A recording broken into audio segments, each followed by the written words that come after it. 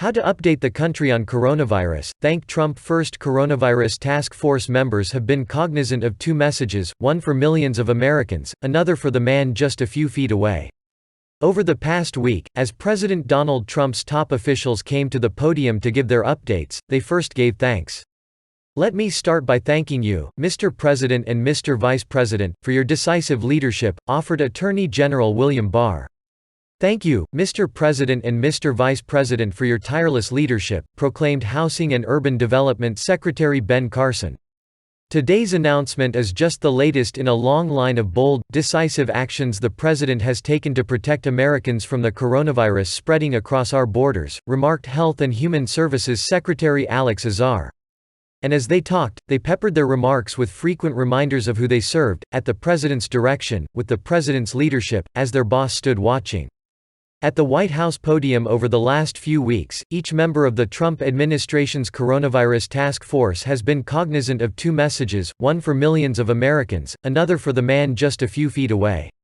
Even the health experts, many of them not political appointees, have made sure to deliver some praise to the President to help the medicine go down as they dish out some of the more dire predictions about the growing pandemic. Critics have noted that aides have been premature at times to lavish compliments on the President as they continue to fight the virus. They compared the constant thank yous to Trump's televised cabinet meetings, during which Trump went around the room and had each senior official praise him. It undermines the credibility of the experts. What people need are the facts. They don't need experts spending time fluffing up the commander-in-chief. David Lapon, a former Pentagon spokesperson and vice president of communications at Bipartisan Policy Center, said. The effusiveness has even caught on among late-night comedians. The Daily Show relabeled the task force the Coronavirus Thank Force in a video that compiled each member's hyperbolic praise. People picked up really quickly that he needed to be flattered. For Trump, it's a management style that goes back decades.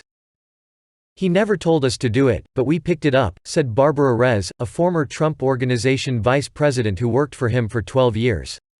Delivering any kind of bad news to him involved some kind of buildup. You'd have to first say what a great decision he'd made on another project and how well everything was going, and by the way, people picked up really quickly that he needed to be flattered, she added. For those who know the President, public praise and flattery are a valuable political currency. Trump has been noticeably more gracious towards several Democratic governors during the coronavirus outbreak, often citing their praise of his current leadership. The President on Sunday noted that state governors were very complimentary on a recent nationwide coronavirus call. "I watched, over the last few days, Gov. Andrew Cuomo, I watched Gavin Newsom," Trump said, referencing the Democratic governors in New York and California, two of the hardest-hit states. "I watched both of them. And they've been, very complimentary. It's a dynamic," the President warned during an interview with Fox News on Tuesday, governors must be aware of. "It's a two-way street," Trump said during a Tuesday interview on Fox News. "They have to treat us well, also. They can't say, oh, gee, we should get this, we should get that." Unable to hear the roaring cheers at his campaign rallies due to coronavirus cancellations, the President has turned to his daily press briefings to get national attention and hear congratulatory remarks, sometimes at the expense of delivering accurate statements about the disease. The President is hyper-aware of TV ratings, which are compiled weekly for him in the White House, and viewership of the briefings during the daytime hours have seen a notable spike as Americans anxiously watch from home.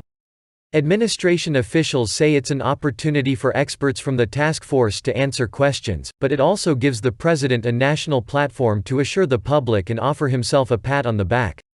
"Many doctors, I've read many doctors, can't believe the great job that I've done," Trump said, without offering specifics, even as health professionals have publicly warned of severe equipment shortages.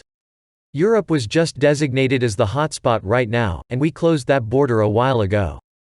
So that was lucky or through talent or through luck.